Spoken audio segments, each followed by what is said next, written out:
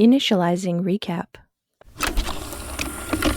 Multiple hull breaches imminent. There is a chute attached into one of the hallways. Bloodletters are sliding down into the ship. You notice that there is one person that is not a bloodletter. It is a Yosoki. Do I recognize them? You can't tell because they're wearing a very familiar mirrored reflective mask. Wait, my mask? Then you hear a soft clapping behind you. Well done. Very impressive.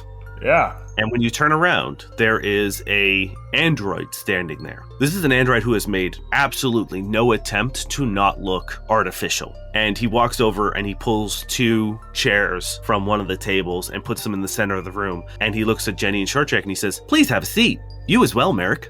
What do you want? I want you to tell me everything you know about Project Dahlia and who you've told." He sighs and he says, "Perhaps you don't understand the situation. Allow me to explain clearer." And the gun goes off, point blank, into Shortjack's chest. Holy fuck. Yes, we got it from a young hacker Where? on Surth. Interesting. A young hacker. How unfortunate. By the name of Vale. You see that silver ship, and a beam of light is rocketing towards the Persistence. And Durrin, in the reactor room, you see a pulse of energy explode out, and a shimmering light emerges from the reactor. And this being of light looks around and surveys the situation, and then looks down at you and extends a hand and says, "It looks like we could both use each other's help. My name is Eridaxis. I am the last of the Valai." Recap complete.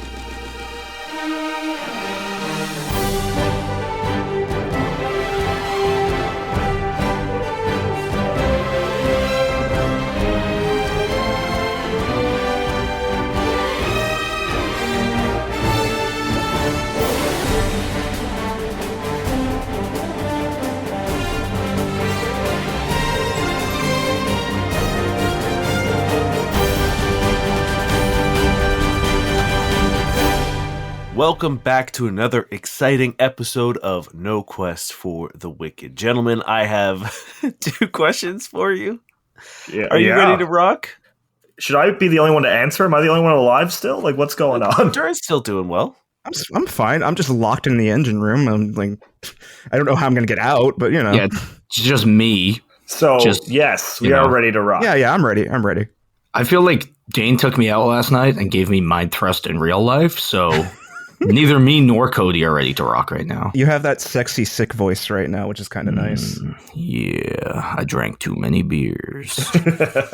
Now, more importantly, are you ready to roll? Yes! Woo! Yeah. One thing a corpse can do is roll, so just need you guys and maybe a slope or some stairs, and yeah. Terry, did you just bark at me? I'm trying to get into the moment. I'm trying to get in. I'm trying to get that energy high. That classic Durrin thing of barking. Classic Terry bark. Couldn't be an episode without it. Merrick, you are alone in darkness.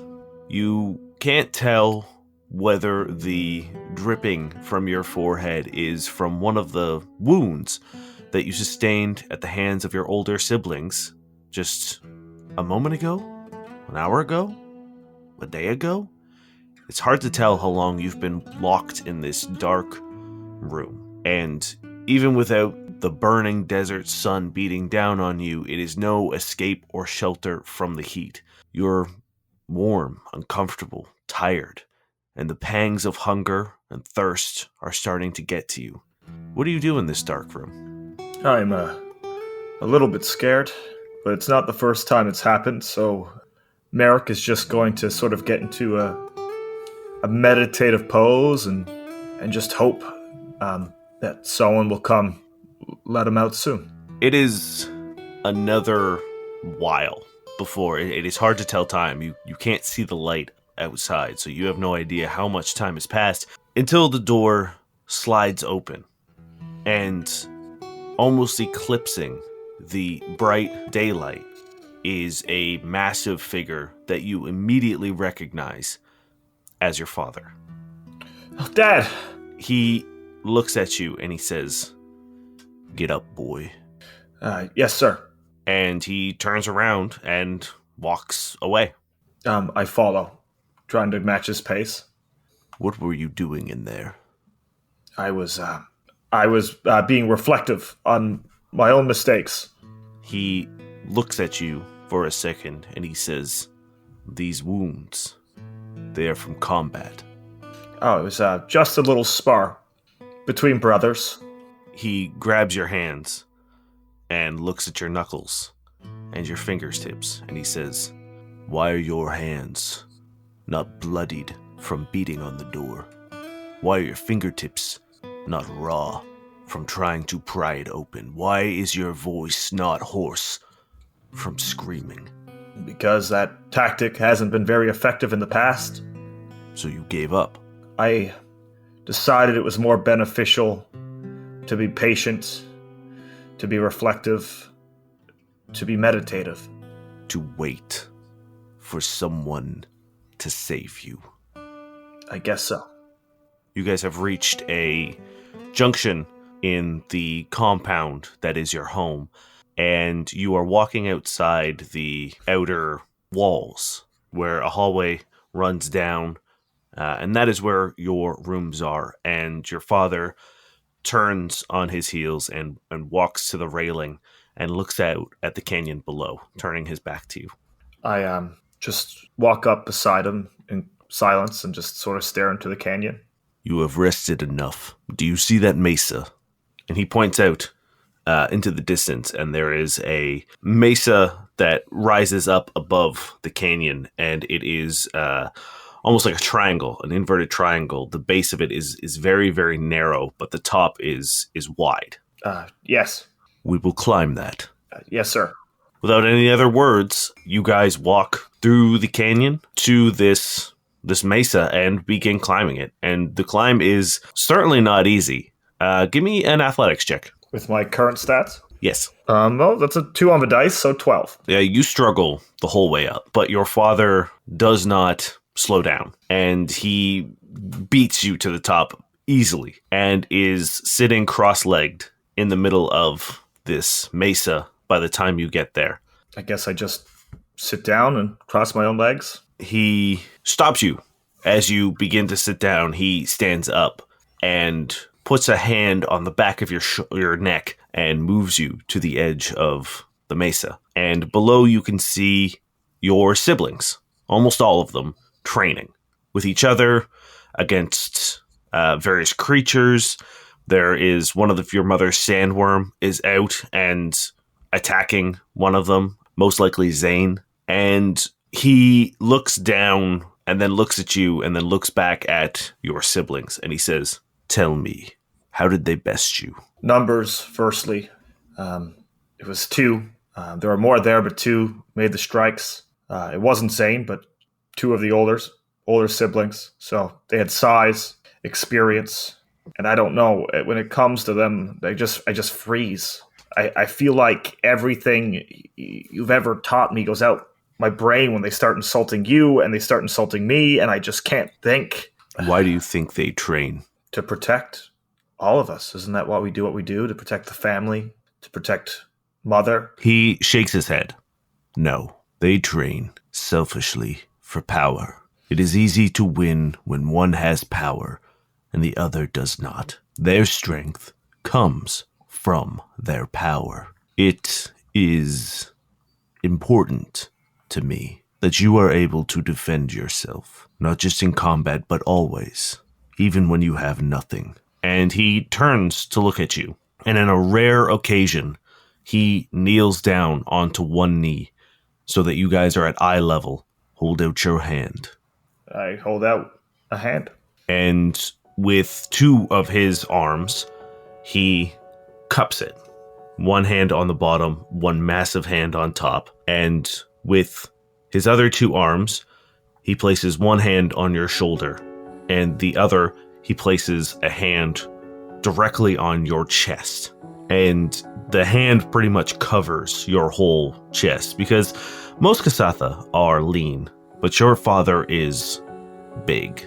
He's muscular, he's large, and he closes his eyes and begins saying a inaudible prayer, and you feel a warmth beginning to surround you. And he says, "Feel the unforgiving heat of the desert sun, the sand between your toes, the respite, however brief, of the breeze. Let it envelop you. Let it overtake you. Bury it deep within you so that one day you may unleash it upon your command." And as you follow his instructions, he lifts his hands apart so that your hand hovers in between them, and you begin to feel a energy amassing, and you feel connected to your father and to the desert. Then he removes his hands entirely, first away from your hands and then off of your body, and hovering in front of you in the palm of your hand is a small mote of light. And I will say at this point of time, that mote of light is a beautiful cerulean, like sky blue, not the current dark black that Merrick now has. Ooh. You will never be without a means to defend yourself again, but that will not make you strong. You are the child of the least favored mate, which means you are the least favored child.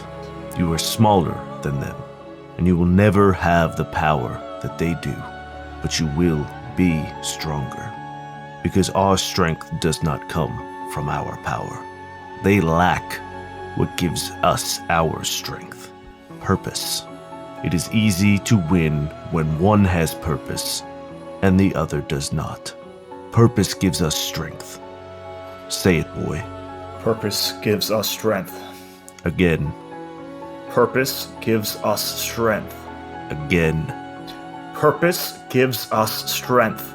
You feel that warm hand of energy and light in front of you gently grab your hand and lift you up onto your feet. It's weird to touch energy. It's weird to touch light.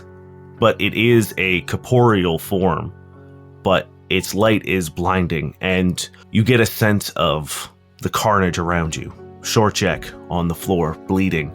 Cody crumpled in the corner, having been thrown by Hayden Wire, and Durrin still not there. And Eridaxis, the last of the Valai, turns his sights towards Cody and begins walking over to him. Cody. Mm-hmm. You are standing out in the gardens, and it's nighttime, and you are watching some of the staff go over to the garden shed, as you've seen them do before, and be invited in by the gardener. He cracks the door open just enough to see who it is, and then opens it wide with a smile and ushers them in before closing the door. What would you like to do? This is after the attack, right? Mm-hmm. I think Cody leaves. You know, he was kind of through so much shit the last time he got involved and got a lot of people in trouble. And at this point, it's like, if he is allowed to stay, that's more than enough for him. You know, he doesn't want to rock the boat. So I think he will try to slip away and find another spot to hang out. Give me a stealth check.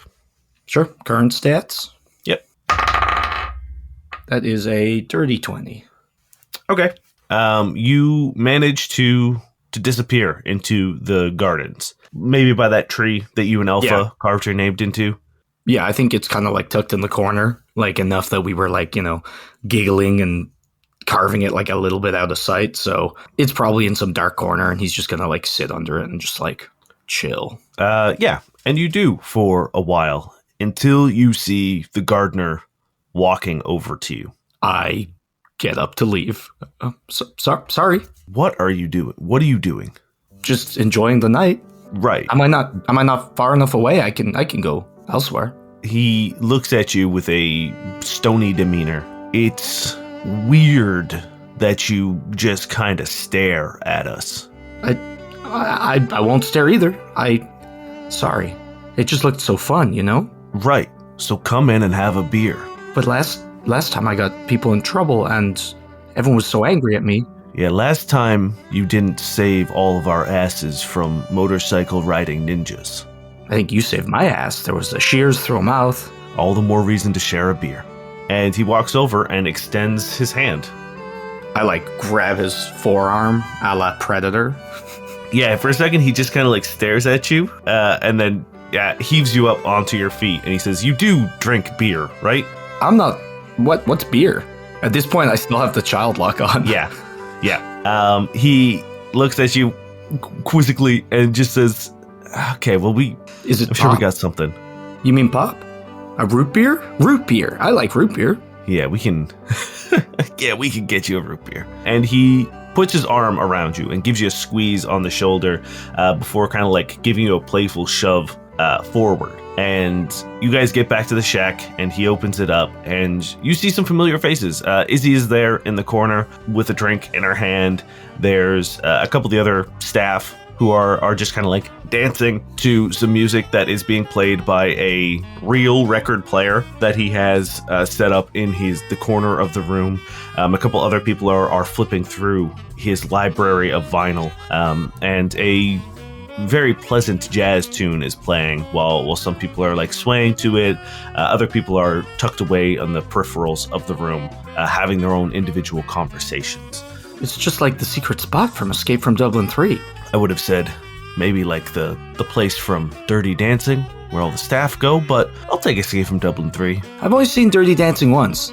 Alpha's not the biggest fan. Yeah, I can see that. Probably not a big hit with a kid his age. Root beer, you said? Oh, please. And he opens up the fridge, and you can see that it is quite well stocked with beverages of various varieties. There's a couple liquor bottles being chilled in there. There's a bunch of beer, and he manages to push his like all of that to the side and reach into the back, and he pulls out a can of root beer and he cracks it open for you, and then walks over to the freezer and pulls out a frosted mug and pours it for you and hands it to you. Thank you. This is really, really nice. Are we friends? Yes, I guess. Oh, Sure. I thought so. Yay. Holy shit, what a question. Cody's just beaming. He sort of looks at you incredulously and like really doesn't really know what to think of you. While he's doing that, I sign, we're friends, to like across the room to Izzy. She just smiles at you and gives you a playful like little wink. And the gardener says, I don't think my name is Shane. Cody Dalton Storm McLean. Yeah, I know who you are. I'm sorry for the way I was behaving with you before. I care about the people who work here. I care about their safety. I care about their jobs. I care about their lives. I thought that you had ratted out one of my friends and caused them to lose their job. I thought you were just a watchdog. Like tattletale? I thought you were a tattletale. Yes. We never tattletale. I wouldn't tattletale on Alpha. Alpha would never tattletale on me, and I don't even know what I would have tattled about. I guess was the cutlery. I didn't even know anything was going on. I know, but I didn't know that, and it made sense to me that the lapdog of the big guy's son, who wanders around the house at all hours, was the one who might have saw it. And I apologize for jumping to that conclusion and turning everyone against you. I'm not his lapdog. I'm his best friend, but it's okay. We're friends now. What you did that night, the way you protected us, the way you protected Alpha, it kind of gave me a glimpse of who you are. There's no way I would have let you guys get hurt. I know, and I appreciate that. And I felt like it's my responsibility as a man to own up to my mistakes and to welcome you into this family proper. So this is your place too now. You are welcome here anytime, and we are happy to have you. And a couple of the staff sort of like raise their drinks to you. One guy passing by gives you a slap on the back, and another like camaraderie squeeze as he finds his place in the room. So in general, are people happy that I'm there? Their opinion of you has changed drastically from you defending everything. Are we all friends? Yeah, sure. Whoa, that's a lot of friends. You can never have too many. Interesting. I'll remember that. How do you spend the night? What would you like to do? I think probably walk right up to some strangers and act like we're friends, and maybe be a little uncomfortable in just like my awkwardness, but definitely spend a little time with Trunt and with Izzy. And I think it would be very overwhelming. So a lot of just like soaking it in. Yeah. And every time you wander over, despite the fact that you might be a little missing a few social cues, People are happy to involve you in the conversation. A few people try to teach you like some of the games they're playing, Mm-hmm. and it's all in all like probably the most social you've been, and probably the most normal social situation you've been, because for the most part, all you do is hang out with Alpha. And like every time somebody gives me a beer or a shot, I'm like, yeah, and I like raise it but don't drink and don't notice and put it down. Yeah, everyone kind of like clocks that, but doesn't really say anything about it. It's late in the evening now. It is well past sort of like 2 a.m. And some of the people have called it a night, and the music has definitely been turned down even lower. So it's just a quiet murmur in the background. And someone looks out the window and gets up and scrambles to the door and stands in front of it and says, "Oh shit, Mazo is coming. Mazo's coming." And everyone starts to scramble and like put their drink away and try to like unmusk their hair and like, you know, smooth out their clothes. And Shane looks frantically around. He's like, fuck, damn it. Can I do something? I don't know. Can you maybe, I don't know, distract him or talk him down, maybe? Yeah, I'll bring him on a walk at the gardens. Okay, bye. And I head towards the door. As you do, you open the door and Mazo is standing there. And he's a pretty intimidating presence, not necessarily physically, but the gravitas that he has because of his wealth and his status. He demands a lot of respect and can be a bit scary. But the look on his eyes and the posture he has currently gives him a much more primal look. The second he sees you, he grabs you by the collar and slams you against the wall. And he looks at you and he says, "You were supposed to protect him. Where is my son?" Fucking hell. It was so stressful. All of that was stressful, even the good stuff. Cody, you feel warmth surrounding you. And even though your eyes are closed, it's the way you feel when you're looking at the sun with your eyes closed, that warmth, that red glow. And as you regain consciousness, you see this being of shimmering light. And it's kneeling down beside you with a gentle hand placed on your back and another hand on your thigh as you reposition yourself to understand your surroundings. And its voice is calming as it says, "Hello, are you okay?" Are you an angel? "No, but you would not be the first to call us that." Short Jack is, and I'm like just trying to scramble up and see where Short Jack is. You scramble over to Short Jack, and his body is lifeless on the floor, and the being of light stands up. Durrin. Yeah. How have you been feeling as your new role of Inquisitor? Oh, conflicted.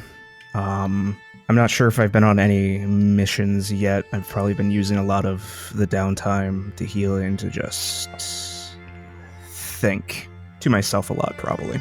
What are you thinking about? It just, probably for the first time, like while doing this, it's just something inside me just feels gross. It's been a little under a year since you became an Inquisitor. You have been on multiple missions. Okay. All of them much in line with the assassination of Prince Yashmu and his son. A lot of trying to deal decisive blows to the other clans. You and Dirk have been on critical missions pretty much nonstop. None of them have really reached fruition. There's always been a reason why you complete the mission successfully, but it doesn't have the intended effect for whatever reason. There's always a twist or a catch. And you and Dirk are starting to get frustrated at the nature of that. You have been summoned in to Elder Hiram's inner chambers to receive a mission update. Okay. Is Dirk with me? He is, yes. Okay. I guess we go through the motions, of course. I don't remember if we kneeled last time, but I imagine like a quick kneel before standing before him. I'm assuming unmasked, if I'm correct. Yep. Durrin, Dirk, you have been doing this clan great honor, but it is time for your work to conclude. It is time you finish the Tail Clan. Are you ready to do what must be done? We've been nothing but ready. We've been waiting for this moment for a long time. Good. Then I will have the details of your mission sent to your quarters. May the grandmother rat watch over you and bless you. May she watch over us all. You are then dismissed. The other guards lead you out of the room, and you are free to go where you wish. But you know that your details are in sort of your and Dirk's quarters. Yeah. Would me and Dirk go read the mission briefing together, or would we do it separately? You'd probably go look at it together, yeah, for sure. Okay, yeah. I imagine that would be just because it's like probably the excitement's building, or something's building where we're just like, yeah, let's go over the mission. That's our priority. You get there, and Dirk fires up the table in the center of the room that projects a hologram of a small, it looks like compound. And you can see Dirk immediately change in demeanor when he realizes that the target is a civilian settlement, specifically a hospital. Oh, fuck me. Yeah, I think I would give him a similar look, because it's just, why this? He doesn't say anything for a moment as he scrolls through and keeps tapping, and little arrows point at the various floors, and you see that the Tail Clan has suffered a massive attack from one of the other clans. A lot of their high-ranking officials have been moved to a civilian hospital as a means of cover, so that people would hopefully not realize that a small, out-of-the-way hospital would be housing some fairly influential people. But somehow, the Fur Clan has received intel that they are there. What are the parameters of this one? Is it just sneak in and classic assassination?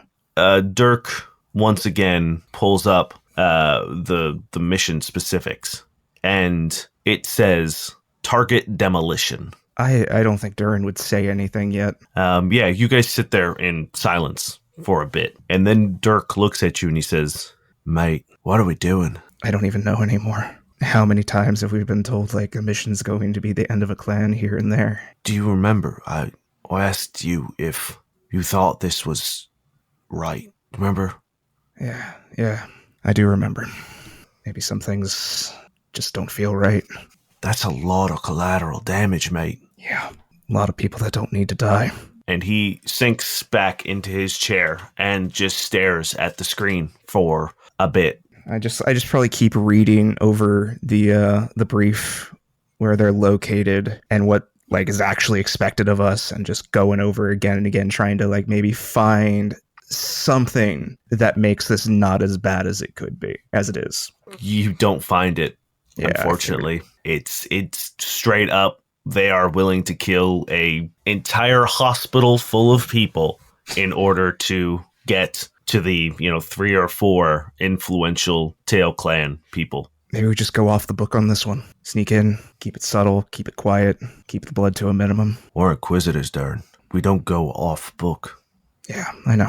I need some time, if that's all right. Yeah, take what you need. I'm just gonna go over the details. And he gets up and he puts his helmet under his arm and leaves. Where would Durrin go after this? You can stay as long as you want with the briefing, but where would you go? I don't even know how he would relax, to be honest. I don't know how he releases tension. I assume that all gets pointed towards the mission, so he's just this ball of just tension at all times. Okay. Yeah, he would probably just go, if he needed to let off some steam to think, he would probably go to a shooting range, or to the probably practice ranges or something like that, just to work on his shot. You are making your way there when you hear Dirk's voice coming from a room off to the side, and you hear him talking to someone. You're not sure who. What do you do? Okay. Yeah, listen in, of course. Durrin doesn't know boundaries. Come on. You hear Dirk say through the door of this room, Durrin's beginning to waver. Understood. I will make sure this mission is his last. Durrin in the engine room. Doors slide open as it seems like the ship goes through like a full system reset. What do you do? Diagnostics, first off, make sure everything's okay with the engines before attempting to leave. Yeah. Give me a quick computers check. Okay. I got a 23. Yeah, it seems like if this assassin was even doing anything to the ship, he did not have time to activate it. Okay. So cool. the ship, other than the damage you sustained during the fight, is in perfect working condition. Mm-hmm. Can I see like what he was going to do? Like what was the plan? No evidence that he was doing anything to the ship. Was it just to get me here then? Knowing how they work, yes. Yeah, it was just to get me here to lock me in so he could have his fight, his show. All right, let's try to get the doors open. Try to get to everyone else. Oh no, they've already opened. Oh. Yeah, they slid open. Oh, if they slid open, yeah, I would. I thought that was a thing. Yeah, I would 100% just rush to the bridge, just try to get to anyone to make sure everyone's okay. You burst into the tavern, and Jenny has been untied and she's regained consciousness. And Merrick, Cody, Jenny, this shimmering being of light are all standing over something in the center of the room. What is it? I approach. You see Shortjack on the floor. Oh, fuck. Medicine check? Yeah, it'll be an easy one. Okay, well, I mean, I blasted it. I got a 30. He's dead. The giant open wound in his chest from the gunshot and the amount of blood that has pooled around him. Yeah, it's obvious that he is dead. What happened? It was my fault. What happened? I couldn't save him. You couldn't tell the truth? I didn't think he would. Damn it. Is the Valai still here? Yep. And what about that? Oh, this is Eridaxis, last of the Valai. Can you help him? Can you save him? Eridaxis kneels down and places a hand on the gunshot and says, I can't force life back into someone. That has to be the soul's choice. If he wishes to return, perhaps I can bring him back. He wouldn't leave us. And Eridaxis places another hand on top as if about to perform CPR. And a pulse of energy ripples through the ship, and then another one as they begin to fade in brightness. And that glow gets transferred into Shortjack's body. And then you see that they are no longer a being of light, but of flesh and blood, as their glow is entirely gone, and they fall back onto their butt and are sitting as if like any other person looking at Shortjack's glowing body, and it remains motionless. He wouldn't leave us, right? It's not about that. Don't see it like that. What is it? Sometimes it's just our time. No. Cody, everything doesn't work out. It Lies will. and games to try to get what you want. I get it that you forget your past and that you're... I don't know my past. Exactly. And I respect that. And I love you for that. But the naivete, the fact that you wouldn't give up some child who meant nothing to us, He's but a instead child. you gave up Vale, you put us in jeopardy. Vale can look after himself. We're not in the habit of letting fucking children die, Merrick. I care about the people on this ship. Hey guys, why are you fighting? Oh my god. I just grabbed him. Holy shit. Oh my god. The wound has sealed on Shortjack's chest. He is on his back, still tied to the chair, looking up at the ceiling, just kind of like looking around. Is he still glowing? Faintly, but it's fading. Oh my god. Shortjack, I'm so sorry. For what? Letting you die? Wait, hold on, I died? Yeah, you died fully. Oh, fuck me. And you can tell he's like trying to look down at his body, but he can't because he's tied to a chair. Maybe don't. It's really awful. Well, the wound's gone. I start untying him. Yeah, he's kind of like wiggling around in the chair. And then he sees Eridaxis. And the second he sees this unidentified person, he grabs one of the splintered legs of a chair and rushes towards him and says, I won't let you hurt anyone else! No, Short Jack, they brought you back. But you don't get to Short Jack in time as he plunges this Oh my god. stake into Eridaxis' chest. And Eridaxis just smiles and takes his hand and presses the stake through him, and it pops out the backside. This is going to be a fun moment, boys. Is it? Nothing feels fun right now. Each one of you get to tell me what Eridaxis looks like to you. Oh yeah, that's right. I forgot about that part. I say the Valai. What did the Valai look like to Merrick? I think he would have like an earthy color, like sort of monotone, made of like stone and earth. Like its hair was like shifting sands. It has some vines. Like that's sort of what Merrick sees because he has such a respect for like that process, that origin, like the primal nature of our universe. Very cool. Durrin, what does the Valai look like to you? Oddly enough, I was getting, I'm trying to remember the actress's name who plays, Michael in the Constantine movie. I have no idea. But it looks like human? Human-esque, but like agender almost. Like you can't really, there's no defining, feature in that sense to it. Almost angelic to a degree. But yeah, but if you look at them, they're perfect, if that makes sense. Okay. Yeah. Agender and perfect. That's probably the best way. It's cool. Cody. Diane Lane from Streets of Fire, but with actual wings. Okay. Cool. So all three of you see Eridaxis as that individually. And they push themselves up onto their feet. And he looks at all of you and says, I'm very glad that you are all here. I'm sorry that I couldn't get here sooner, but it would appear that it was soon enough. And he places a hand on Short Jack's head and sort of like walks around the room, placing a gentle hand on all of you, and then stands at the front of the tavern against the bar and says, I am sure that you have many questions for me, and I will try to answer them as best that I can, but unfortunately I am projecting myself, and it takes a lot of energy to do what I just did, and especially to completely displace an entire destroyer ship. And you look out the window and the silver ship is gone. Where'd you send it? Somewhere far, somewhere that will be difficult to return to. Could you send it to like a volcano? Inside, actually, it's a big ship. It's probably able to withstand that. Thank you for saving Short Jack. And me? Short Jack nods and is just like, yeah, I mean, I didn't know I was dead, but like, thank you.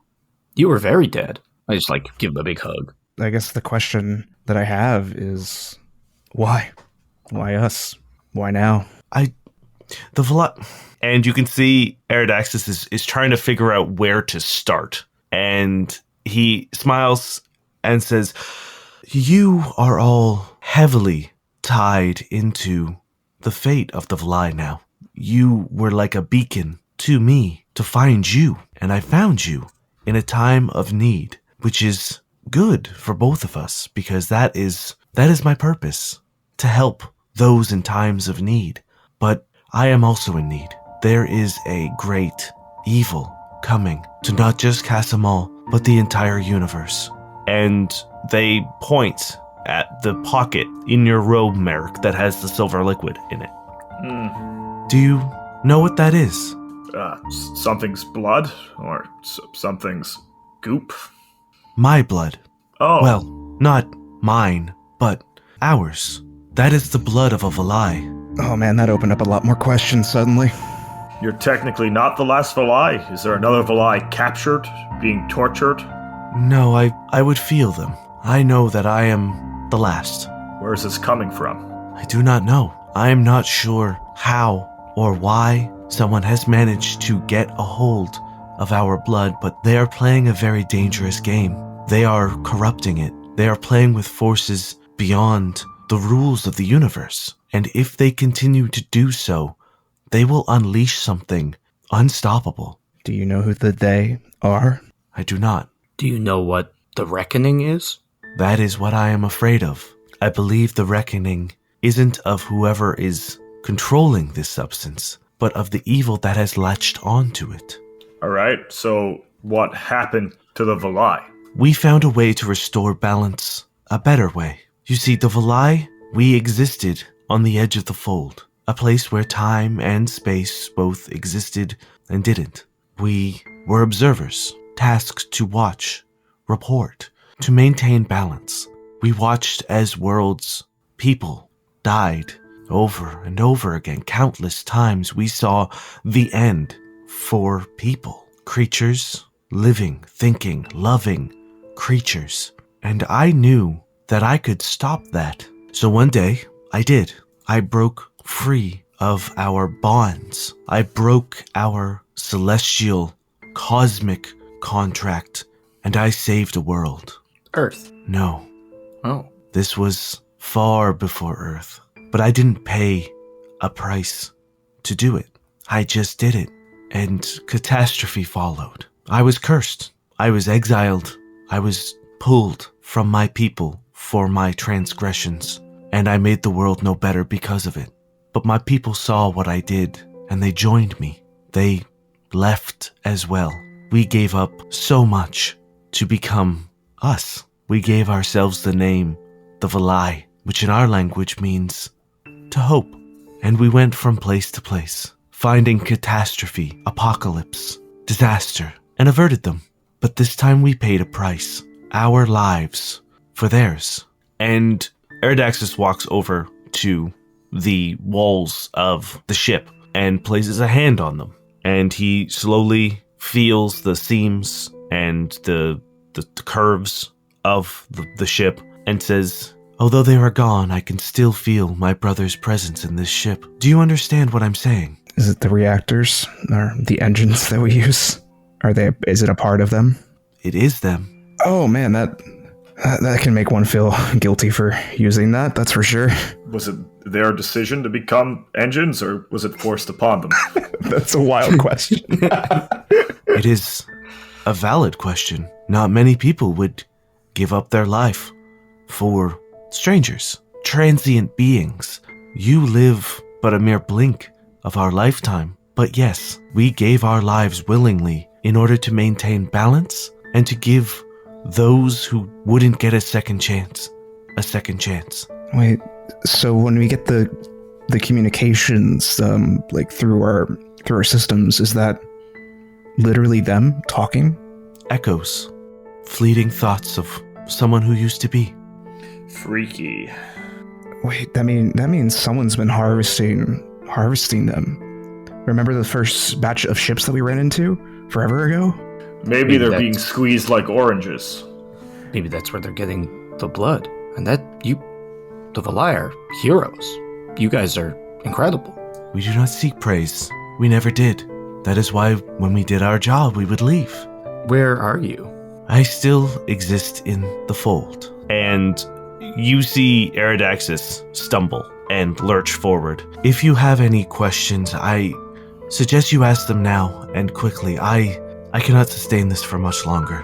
How do we stop this? What do we do next? You need to find whoever or whatever is manipulating the Valai blood, where they're getting it from, and stopping them. That is the only way. The longer they use it for whatever purpose they're using it for, to control people, to manipulate them, it will only let the evil presence grow more ingrained. And once it is fully attuned to our blood, there is no stopping it. This word that you keep hearing, this reckoning, will be upon us if we do not stop it. What is this evil? I do not know. It is something beyond the Valai, beyond us. I've never sensed it, and I have seen everything. Well, it's something we touch very little on due to the three of our own personal nature. But we can't forget, evil gods do walk this plane. Is there any way you could point us in a direction? We already have a destination. I know, but maybe if you can sense the blood of your fellows or anything like that. Unfortunately, I believe you are walking the path you need to be on. You just need guidance. You need direction. And they look at you, Merrick, dead in the fucking eyes. You need purpose. Yeah, we need purpose. If someone is taken over by this blood, do you know of a way to save them? You could. And then they flicker out. You motherfucker. I'm out. I'm fucking out. And Jenny turns to you and says, what the fuck just happened? We just met a being close to being divine in nature that could just like do whatever the fuck it wants, but they seem very temperamental and don't want to do big acts. I don't know. It's a really weird sort of ideology they got going on. Like, why choose to become an engine? Like, if you're gonna give up yourself for the greater good, why not, sink evil colonies or make every barren planet like where I'm from bountiful? What, just becoming a fucking engine? You really like the desert, though. Would you want that? What? You love the desert. We all convince ourselves we love the desert to justify the suffering we go through, Cody. Oh, Have you ever known one of these engines to ever fail? No, I don't think so. In a way, it's something that we put far enough away in our minds that we just don't think about because it just works. But yeah, but other civilizations and races use different engines and they're fine. Yeah, but these don't stop. They've saved entire planets with them. Like, Earth would have been fucked. They wouldn't have even had the time to develop things if it wasn't for the Valai's sacrifice. Once again, I get them. I get it. But if you're ever going to get me to be convinced that it's justified that these super powerful races all became engines, I don't know if I'll ever be 100% down on that one. Oh, I'm with you on that. I agree, but I can justify it. The campaign's going to end with Ryan choosing to become an engine. Cody's just like, we should have asked what the name of our engine was. Feels rude not to know it. Yeah. Maybe we should just call the engine Boomer 2, because that's where Boomer died. Maybe. I'm assuming that won't be the last we see of them, so we'll ask then. All right, let's get somewhere safe and rest. Let's give Vale a heads up that trouble's coming his way. Yeah, that you'd sent a terrifying android after them? Yep. I saved a kid. Cool, I'm sure, yeah. Once again, it's one of these situations where I get what you were trying to do, but in the grand purpose of what we need to achieve. We'll get there, and we're not going to do it by throwing kids under the bus. Cody, there's going to be a time in the next couple of big moments in what we're about to do where you're going to have to make a hard decision, and I hope you're able to make the right one. That's all I'm going to say. I will. Don't worry about that. I worry that you won't. Excuse me? I worry that you won't make the right decision. I have suffered, been tortured, battle and fought, and I will do anything I need to do to get the job done, Cody. I don't care about the great scheme of things. What's one pebble when we're trying to save the whole desert? I would die for a pebble. And maybe that's why I'm the captain. And I walk out. Now seems like a great time to do a cramped quarters.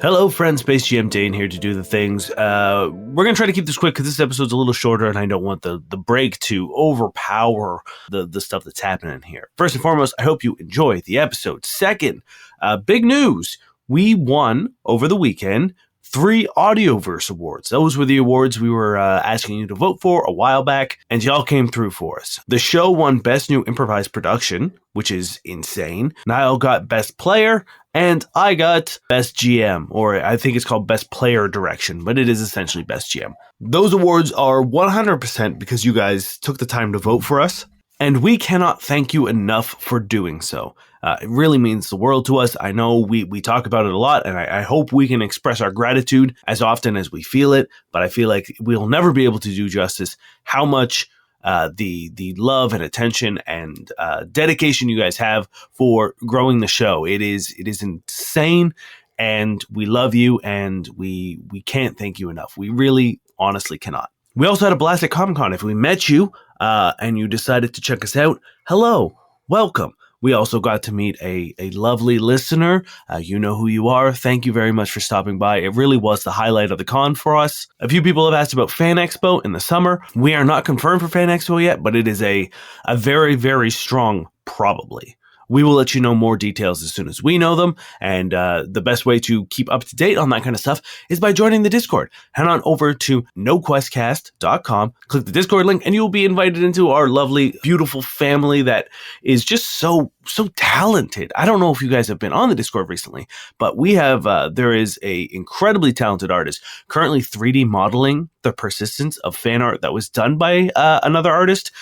There is a really kick-ass Boomer fan art. There's been a lot of really cool stuff coming out. Speaking of Boomer, I know I mentioned that we were going to do a boss rush kind of thing. I fucked that up. We got so overwhelmed with Comic-Con and making sure that episodes were coming out on time, and I fell behind on that. That's my bad. Oops. But we will be doing the boss rush starting April 1st. I know it sounds like that's a April Fool's joke. I promise you it's not. It's actually going to happen. The boss rush is every month I'm going to be releasing a boss statistic. It'll be available to every tier of the Patreon, not just the World Primer tier, which is our highest tier. If you'd like to join the Patreon, head on over to either patreon.com/noquestcast, or you can head on over to noquest.com. There's a Patreon link right there. It'll bring you to the page. We have a bunch of cool things that you can get from it. 1, the boss rush will be available to all Patreon levels. 2, you get a bunch of Discord benefits. You can get voting benefits to decide on things coming up in the show, or what we're going to do in terms of video content, or even suggestions for systems that we'll play in the future. And once a month, I release a world primer of a place that the boys have been in the show, so you can bring Castle Mall into your campaign. It includes notable NPCs, locations, quest hooks, and stat blocks. I know I said I was going to keep this short, but I've gone on too long. So thank you very much again for everyone who came to see us at Comic-Con. Thank you very much for everyone who voted for us in the Audioverse Awards. And we really hope to see you either in the next con or in our Discord. We would love to chat. And most importantly, I hope you enjoy the rest of the episode.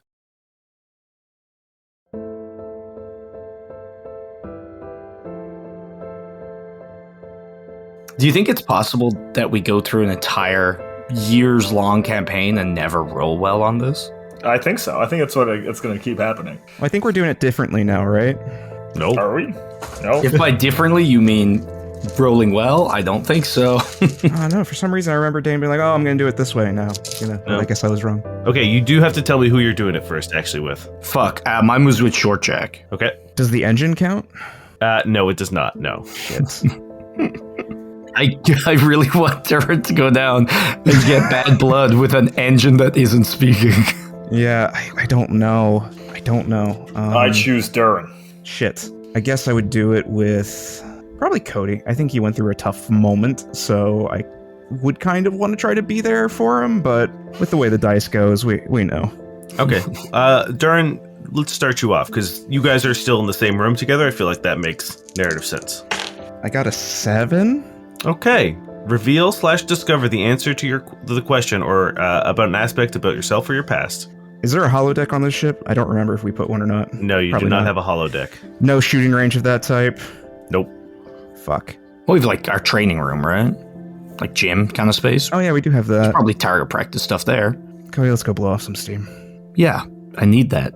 And I would probably take him there, and because it kind of like got mentioned in my flashback, I guess I would be like, this is kind of Durrin's way of blowing off steam as well, and just kind of like going through the motions of it to focus on something that's not the big picture right now, and maybe help Cody process whatever he's going through. We also, I think, need the practice. We didn't do very great down in the engine room. Practice has nothing to do with that.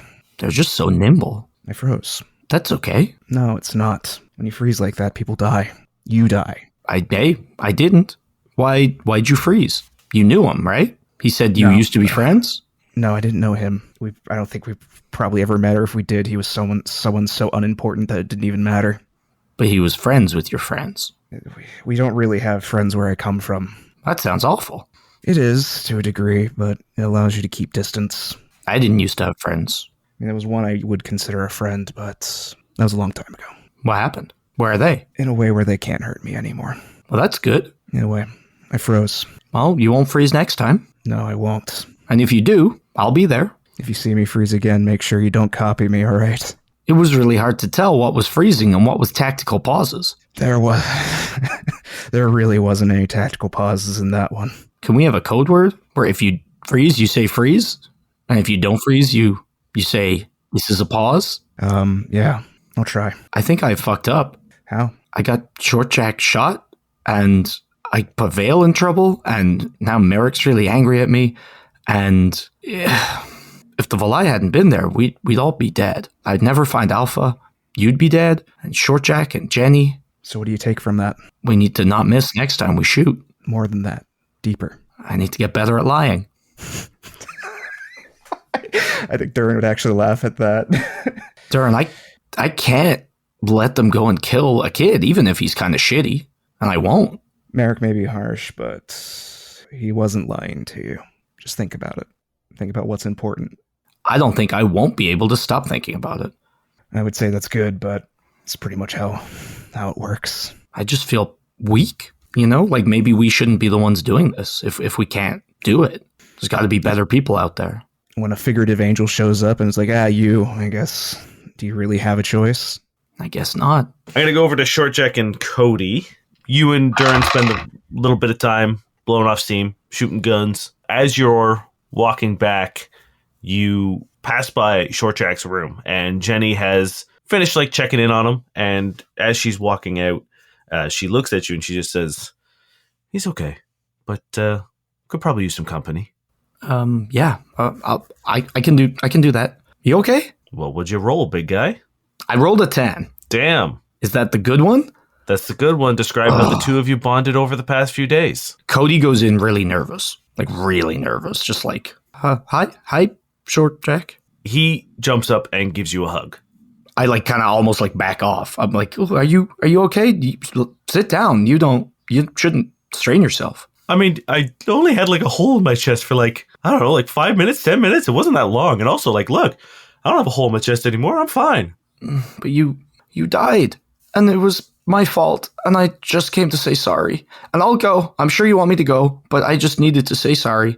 Hey, Cody, it wasn't your fault. A evil space assassin came and shot me in the chest, which he was gonna do anyway. But I couldn't stop it, and I didn't stop it, and I tried to, I don't know, I thought it would, like Merrick said, I'm dumb, and I thought it would work out, and then you got shot, and you were gone, and...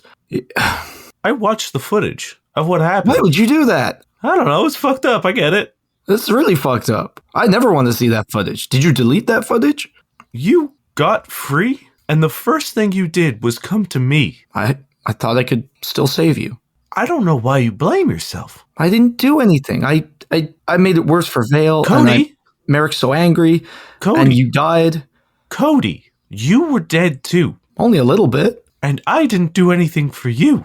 You're not the only person on this ship who cares about each other or wants to make sure that you don't die or that wants to protect you. I want to make sure that you are all safe too. This isn't some weird burden that you're the only one who bears. That's a good point. So don't blame yourself. Okay. And you did really good out there, by the way. You did really good. Thank you. I know you were under a lot of pressure and it was really hard, but you were a badass. You were a big fucking hero, and it was really cool. Because I know that all got lost in what was going on, but I don't know. Can we hang out for a bit? Do you want to watch a movie? Oh, hell yeah. I used to do this with Alpha all the time, and it's going to make you feel right as rain. And yeah, he runs and hops on his bed and turns on his screen and hands you the remote. Have you seen Escape from Dublin 1 through 7? No, but I'm sensing a marathon. I think you're about to. I say play. Merrick, where are you? I'm in the tavern, like sitting at the bar, polishing off a little bit of the ash from the nice wood, and just sipping some whiskey. All right. What did you roll with Durrin? Yeah. Oh, thank God I rolled a 10. Oh. Look at Y'all us. bonding. Look, boys, I just have to nearly kill you, and you're doing so good. Cool. That was going to be how that was going to be how our conversation went. All right, cool. I'm ready. Yeah, Durrin, you walk in and you see Merrick kind of cleaning up. Is he behind the bar? Yes. All right. I think I'll just play the customer at first. Give me a double. Yeah. I just put a bottle in front of you. It's not very cost effective at the end of the day. I think the business could be going bankrupt anytime soon by how things have been going. So on the house. And yeah, I'll pour a bit and maybe grab a second glass for Merrick. Like, Gotta tip you with a shot, I guess. Take it. Was I too harsh, Durrin? No, I think it was probably a long time coming, in a way. Well, yes and no. But the lie saw something from my past and used a word and has always shaken me to my core. What word is that? Purpose. My father, Durrin, Mm-hmm.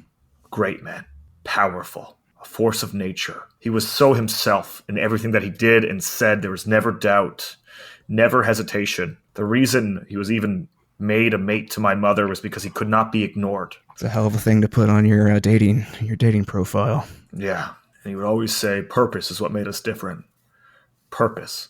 And I had this feeling that I've been mistaking purpose with this false sense of drive and this desire, more so than what I am meant to be doing.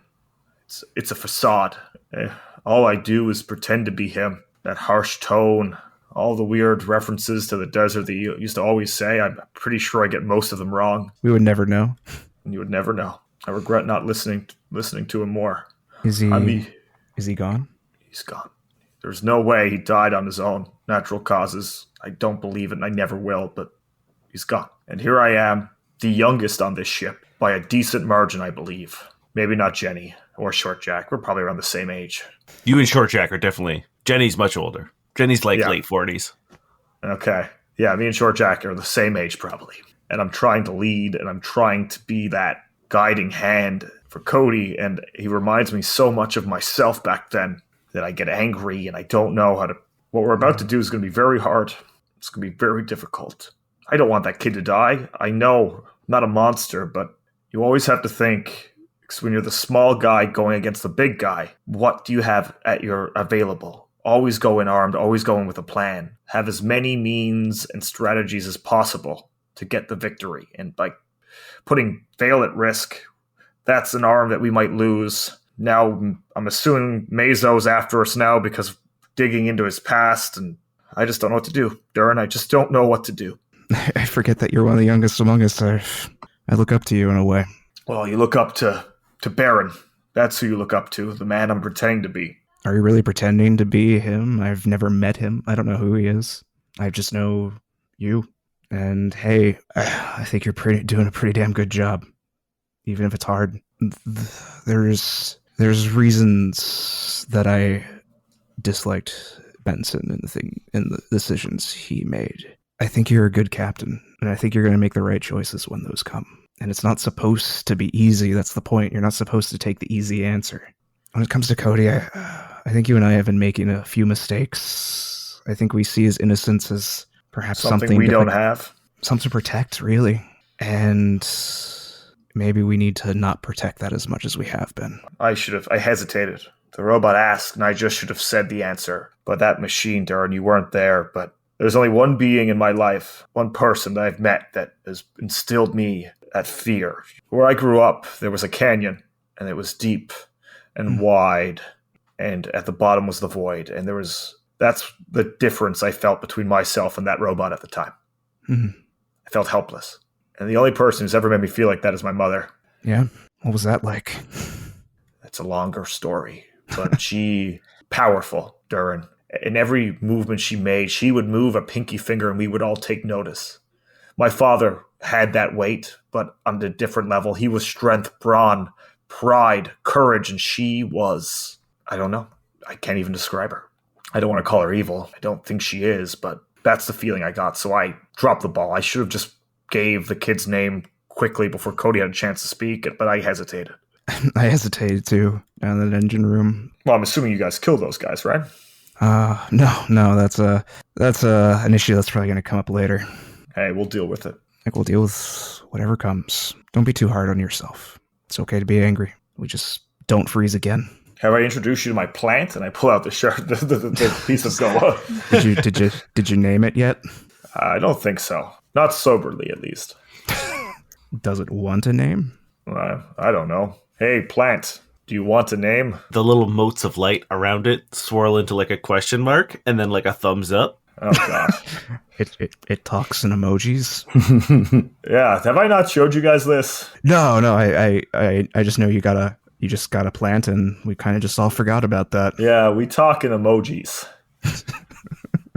I make silly faces, and it responds with thumbs ups. A name will come to me. I don't think now's the time when my mind is so clouded, but you'll have one soon, little friend, and I'll pet its leaf, and then I'll just go back to drinking in quiet.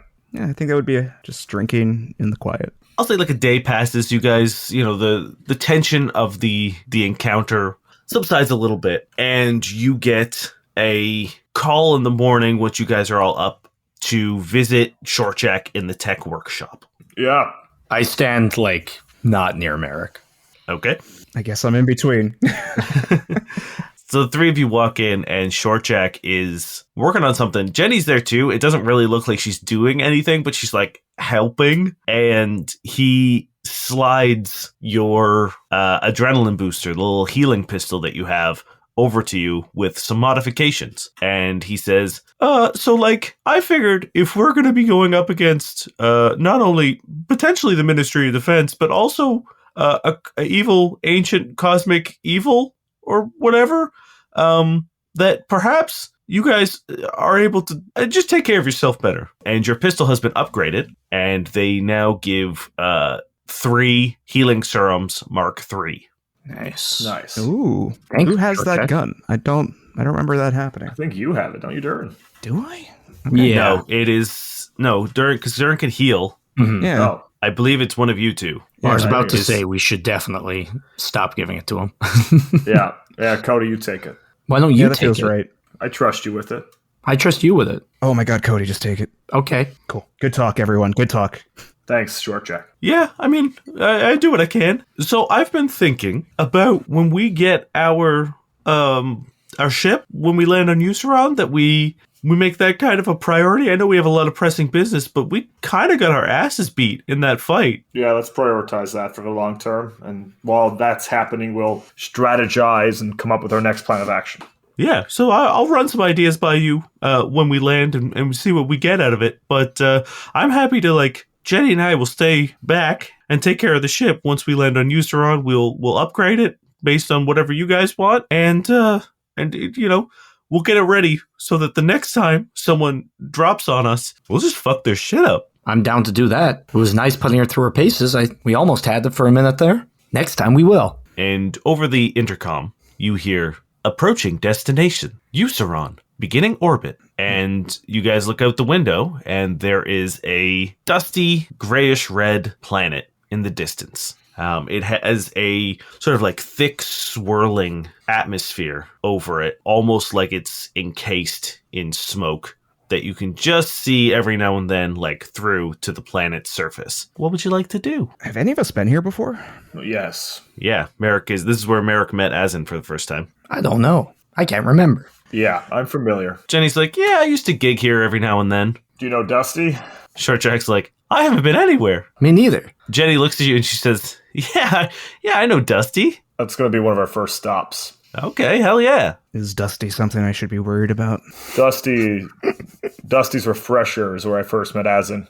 When we last met in that alleyway, he said to meet where it all began. He could be being as vague as Euceron as a whole, which is fine, but we have to cover all our bases just in case. Is Dusty an ally of Azin's? Dusty is a man in a chair attached to a ceiling. I assume you guys are going to start landing, heading Yeah. down to the surface. Is there anything you guys want to do before you land? God, I'm so used to like just an armada around the planet waiting to blow us out of the sky at this point. You won't find much of that in Euceron, except besides the secret military base, apparently, that's here. Oh, good. Yeah, Cody, take us in. Yeah. Okay. You begin your approach, and you're coming into Merrick, where you first landed when you visited Euceron. But you notice something very different on your approach. The small, sleepy town that you visited is now a sprawling metropolis. It is a huge city with skyscrapers and factories, and there seems to be, you can see that quarry that you guys went and partied in the distance, and it seems like the city has built itself around that quarry. How many years has it been? It's only been a handful. It's been a year, a little over a year. Damn. Dear God. That's ridiculous. Cody, what planet are we at right now? Dusty's No, that's the bar. Hold on. Is it Euceron? Is this Euceron? Yeah. Did I go to the wrong planet? No? Oh, dear God. What? Someone give a Google search space Google search to see how involved the Mezos are in all this Metropolis nonsense. Oh. Fuck. The fucking Dane laughter. You Yeah. I get heard on your infosphere, and you notice that there's a bunch of ads for like vacation and visit Useron. Yeah, you see like there's cities on Useron. Like this isn't the only city on Useron, but this is the new one. This is the new hot city. It's called Gentino, and sure enough, you see a lot of Contra buildings. God damn it. And as you bring in your ship and land the Persistence on your designated landing spot, you see that pretty much everyone is wearing like Contra Dynamic uniforms. Cool. Cool. This is gonna be good. It's gonna be great. Guys, as we like pull in, when I met my friend at Therum, he lied and said that Cody or that Alpha didn't exist, and then he whispered something about a contract or something that they signed that will get them in more than just legal trouble. I don't suppose you have any idea what that might mean? Well, it's probably some kind of spell or binding contract that if they utter certain words over a certain volume or time, that someone gets a ping, and then they send an assassin, and the assassin goes boom, boom, boom. Yeah, sounds about right. Any idea how I could get past that? Because if I'm here, I think it's the end of my trail of answers. I don't know where else I can go, and I really need to make it count. Well, we'll do our research. There are other ways to get information from the words of someone else. So we either have to find someone desperate enough to break that contract, or we have to find out info out while we're here. I don't know how. Obviously, Contra's in deep, so I don't know how easy it will be to find information on your friend, but we'll do what we can, Cody. Okay. We'll make it a priority. Well, Just don't space Google it here. Just don't space Google it. Yeah. Yeah. I'm gonna play careful with my space Googling here. Honestly, I'm a little nervous landing here, not gonna lie. I was nervous before as well, and now I'm extra nervous. Are we good, Merrick? Of course we are. Okay. I take the ship in. You land, and Shortjack and Jenny hop off and begin talking to one of the engineers. They say, just give us like a list of things you want done, and we'll make it happen. And we will do a ship build upgrade at another time. But I assume are you beelining right for Dusty's refresher, Merrick? Is that what the plan is? No, so I just want to look at everyone and before we leave the ship. So we're on enemy turf, clearly. They just tried to kill us a little while, like literally a day ago. So Cody, we're going to keep questions to a minimum for now, okay? I'll do my best. So no A word, no talking about the good old days. Even be cautious with giving your name out. All right? Should we have fake names? Sure. What would you like your fake name to be, Cody? I'll be Dalton Cody Storm McLean. All right. What's Do you yours? have a fake name? My fake name? Let's go with Duke. Okay. Duke, Dalton, and Durrin? What's your fake name, Durrin? I don't care. I'll give you one. I think I'm gonna. Durrin would just like close his eyes and just. Arnold. Yeah, Arnold's fine. Okay. So we got Duke, Dalton, and Arnold going in. Our brave heroes. Let's go to Dusty's, or where Dusty's used to be. I mean, I'm sure the mom and pop shops around here probably don't exist anymore. Yeah, you guys are walking, and you get into the city proper, and you see one of those purple tumbleweeds, Merrick, bounce past you, and then it hits a wall, and it flickers out, and the hologram resets and bounces past again. It's kept a lot of its sort of frontier town charm, but in a modern way. So every now and then you'll see people like trot by on these weird sort of horse-like things that have this long nose but has feathers on it, and they're like bright colors. Some of them are like bright green and bright blue, and people will like tip their hat to you. And you see ads for something called the Ember Heart Ranch. It's like, visit the Ember Heart Ranch, and then there's like a bunch of people on these like weird animals, these like weird horse feather things. And then you get to where Dusty's refresher was, and it's there. That big aluminum camper van that it was built into. But behind it, you see Dusty's, and it is a 28-story tall hotel. Oh, dear God. But Dusty's refresher is still there. Let's walk into the refresher first. It's exactly what I thought it would be, and not anything I thought it would be all at the same time. You walk in, and it is air conditioned. It is comfortable. It's pretty busy, and sure enough, you see Dusty still whipping around on the chair that's attached to all the magnetic roof. And he's flying around, and he's serving people, and he seems pretty busy, but he actually has staff as well. There are people very clearly who work there with like aprons tied around their waist and a little hat. What would you like to do? Are there 3 bar seats available? Sure there is. As you get closer to the bar, you see that there is one stool that is gold and a reserved sign in place of it. Is it the stool where Asin used to sit? It is not. It is the stool where Jimmy used to sit. Jimmy! And as you get closer, you see in loving memory. Oh. Oh no. Merrick slams the top of the bar. And Dusty sort of like looks over at the commotion, and his eyes widen, and he swings on over, and he's just like, "No, is that Merrick I see right there?" All right, I'm going to erase Dalton. Sorry, Dalton, right? No, Duke, right? I'm going to erase Duke then. All right, cool. And he like swings over in front of you, and he says, "Nah, that's a face I haven't seen in quite some time. How are you?" I'm good, Dusty. How are you? Well, I think you can see I'm doing quite fine. Yeah, you've had a big year by the looks of it. Now, I don't remember if you remember, but that fella that you met that night, he gave me quite a bit of money. I might have invested smartly and wisely and was able to make Dusty's a whole chain.